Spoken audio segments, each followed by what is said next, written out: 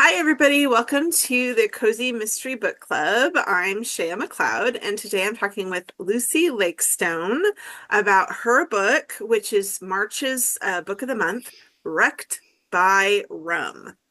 Oh, yeah. Welcome, Lucy, and thanks for talking to me today. It's great to talk to you.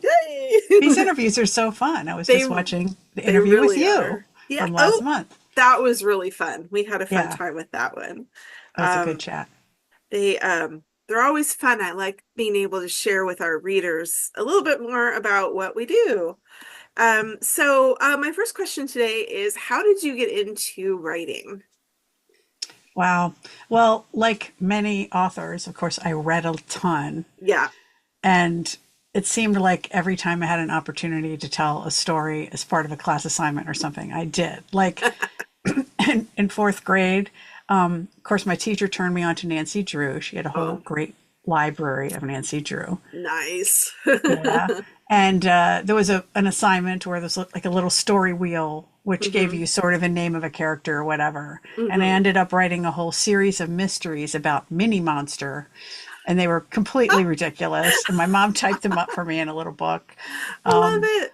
so there was a series of things like that. Like in Yeah. sixth grade, we had to make a book, so I wrote it like pretty much a bad historical romance, and in high school, I wrote a derivative fantasy, and hmm Oh hopefully I'm yeah. better now, but yeah. I've got a And few then, of those locked away somewhere. right. They're in a drawer, which they really need to burn. I really need to burn them all.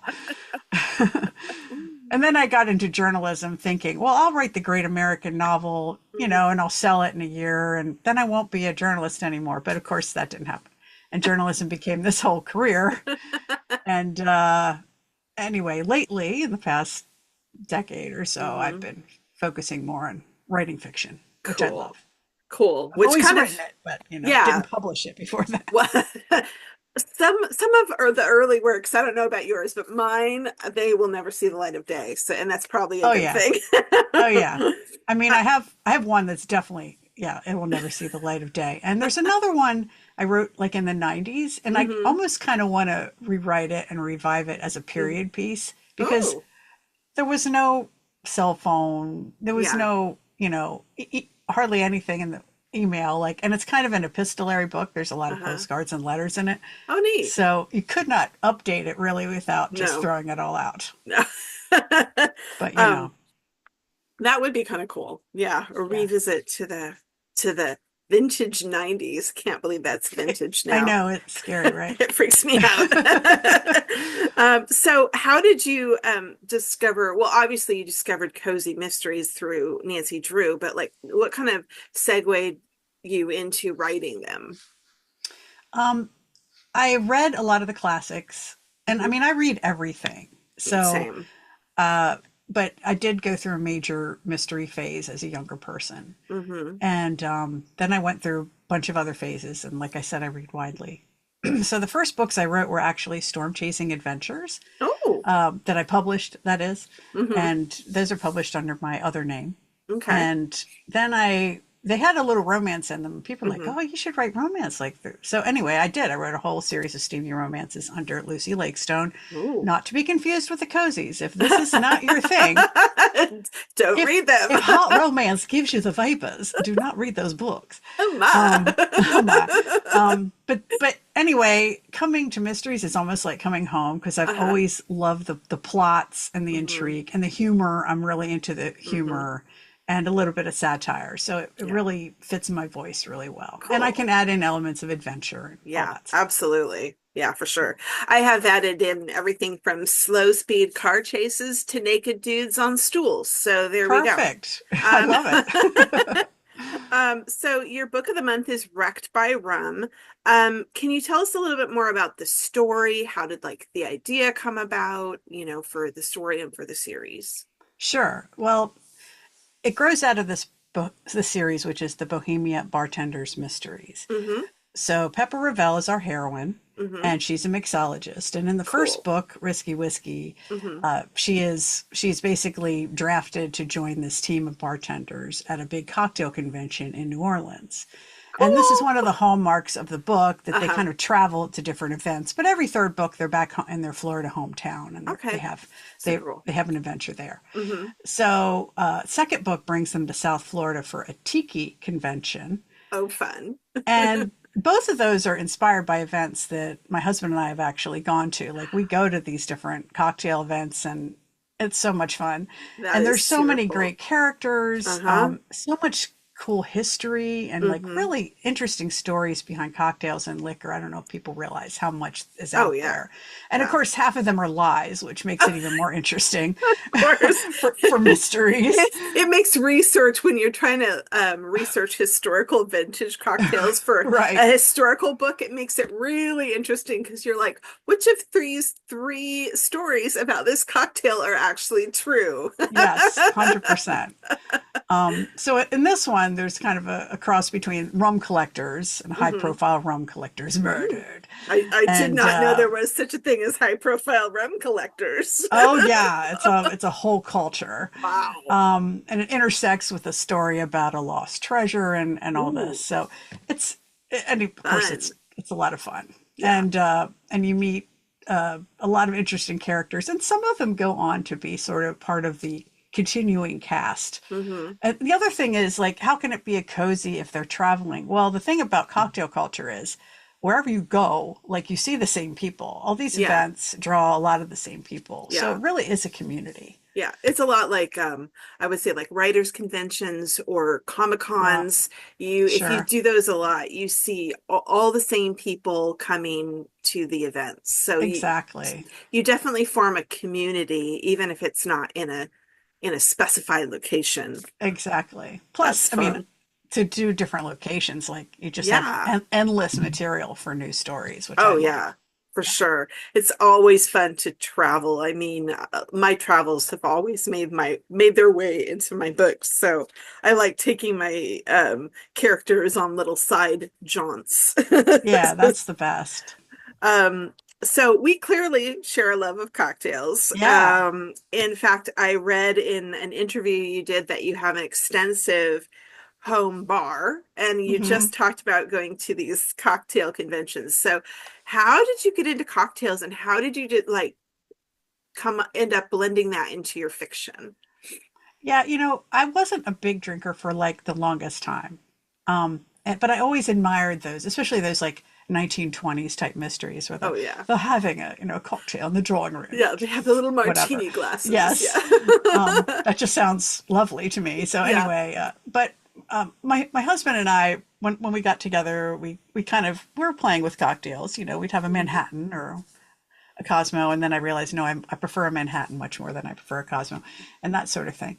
And Hmm. then we got into tiki culture, which is Mm. also big into Oh cocktails. There's a yeah. whole classic tiki cocktail culture, Hmm. and then we went to Tales of the Cocktail in New Orleans, again a big cocktail convention. So we just got really into it, and now we really follow the whole world of bartenders and mixology and all of that. And in fact, my husband had a side business for a while with a couple friends making craft cocktails for events. So, I Wow. certainly got some information from that. Definitely. Yeah. So all that inspired and informed this Uh-huh. mystery. I was just like, God, there's so many great stories and great Yeah. characters. Like, this is just rich fodder for It was mystery. just kind of natural. Yeah. Yeah. Yeah. Cool. Yeah, I love blending in. I mean, I just love cocktails. I love the history of cocktails. I love the blending is the kind of the science of blending. Yeah. I've started getting into taking some like online little course like mini workshops and things and Oh, cool. yeah, so and like my historical series, I always have to have I'll do all the recipe to come up with vintage cocktails.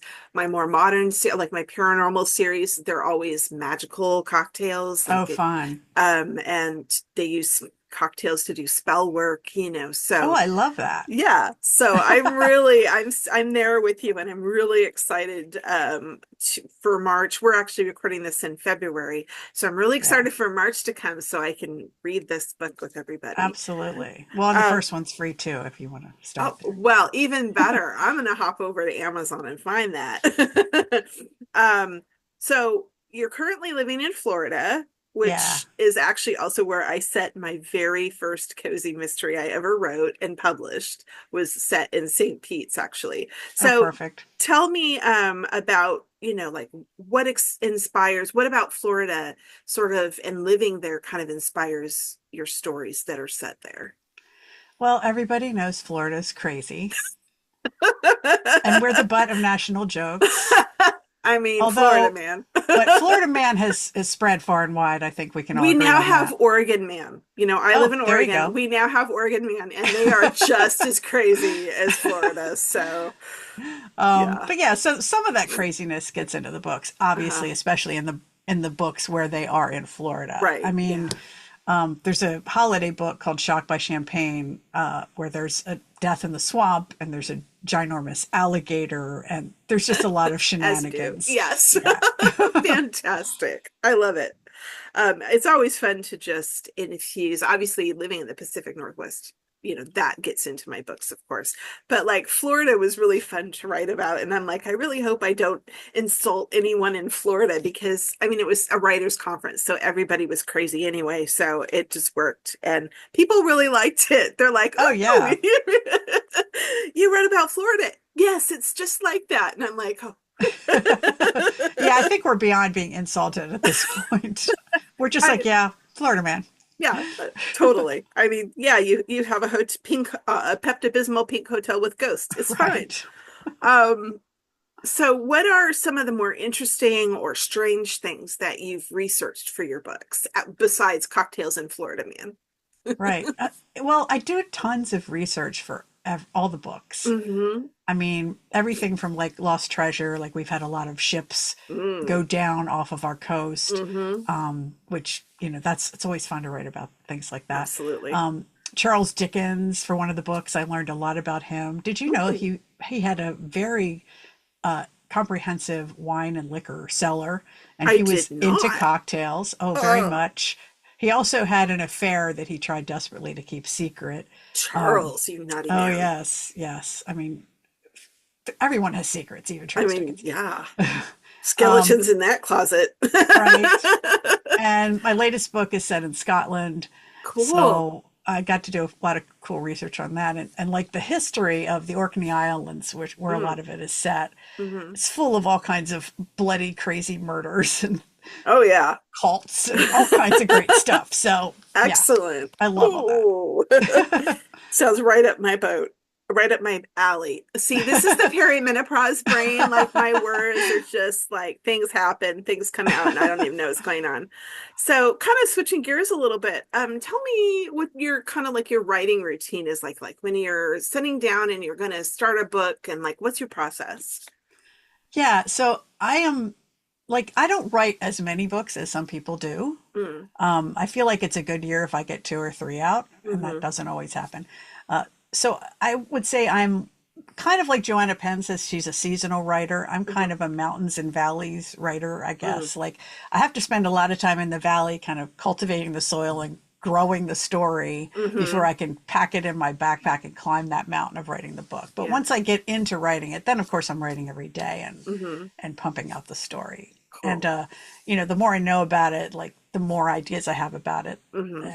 And but I am kind of a planner, a plantser. Like I'm not a Yeah. pantser, I'm not a plotter exactly. I'm kind of in the middle. Yeah. I like to Same. have major plot points set Yeah. out, but I do invent as I go as well. Mm. Hmm. Do you ever get to the end and go, this is the wrong killer, and like change it? No, I know who the killer Okay. is. And I'm so impressed. Do you always know or do you don't? Okay, so I usually know, Yeah. but I have actually gotten to the end thinking I knew the whole time who the killer was, got to the end and went, this is stupid. This doesn't work.